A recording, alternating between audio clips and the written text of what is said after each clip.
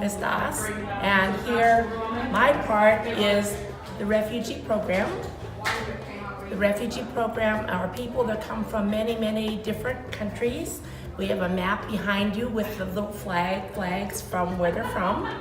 And they need to learn American Sign Language because some know sign language from Somalia or Syria or Turkey, different countries.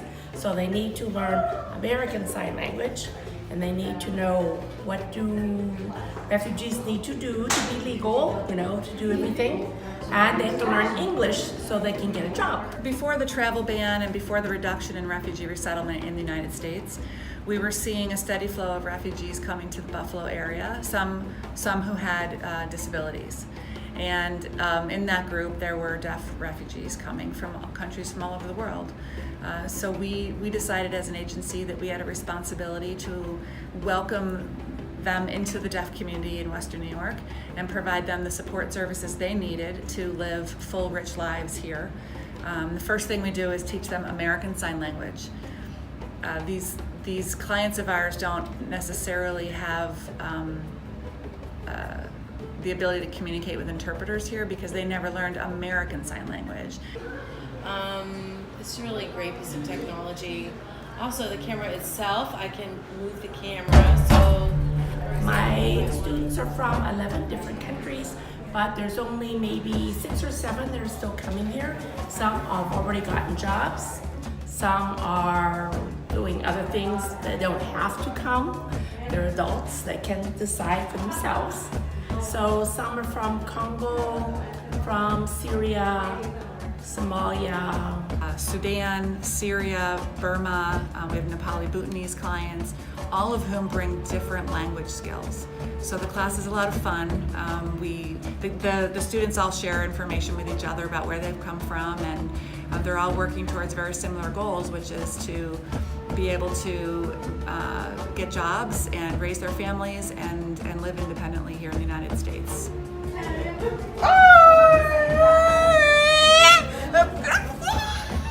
Unfortunately, in some cases, they didn't have access to any sign language, maybe because of stigma or lack of resources in the communities where they came from. Many of the deaf in their countries didn't have school. If they went to school, there was no interpreter. If they were in a rural area, there was no school for them at all. So they never learned any language. So we need to try to, that's our basic thing, is giving them language so they can communicate, ask a question if they need it. First is rides, because they don't have a license yet, they don't have cars. Second is how to do everyday things that we're so used to, like which day do you put out your garbage on the curb? And how do you contact the landlord if the roof is leaking? Or what does this letter from the school mean about my children? How do I find what time the bus is coming? They don't have access to cultural information. They don't have access to the regulations about driving, citizenship, naturalization.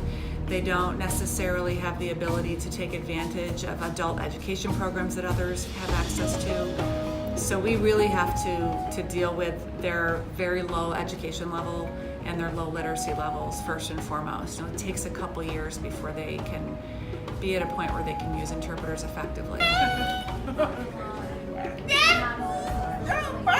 Well, I think that everybody needs to understand the Americans with Disabilities Act and how it pertains to them. So most of us are really familiar with handicap parking spaces and the electronic door openers or bars in restrooms, but we don't all understand that in our places of work, we have a duty to provide interpreters or other forms of language access. And so I think that's really the biggest